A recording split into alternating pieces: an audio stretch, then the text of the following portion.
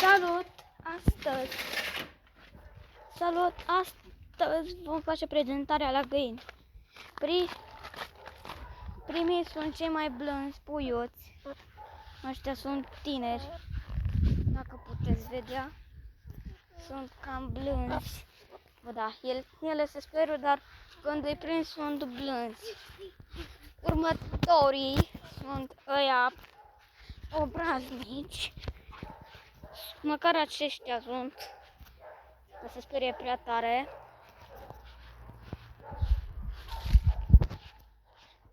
Ăia de acolo sunt cei mai fricoși.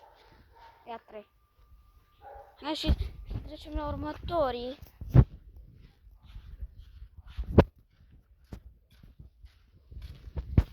Aceștia sunt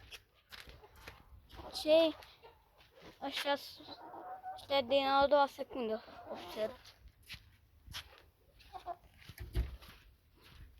Și ăștia se speră, numai că trecem la următorii. Uite, am trecut la puioți.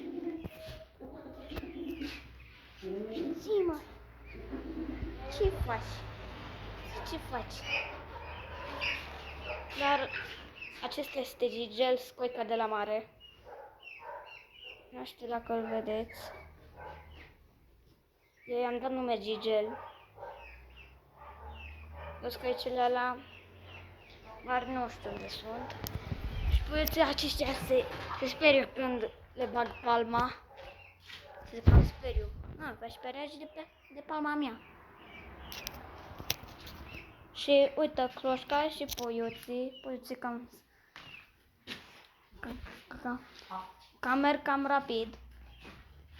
Vedem și cocoșul. Și ăștia sunt cei mai blânzi pe care îi avem. Și aceștia de sus, care și ei sunt cuminți. Ne vedem pe data viitoare. Pa, că trebuie să...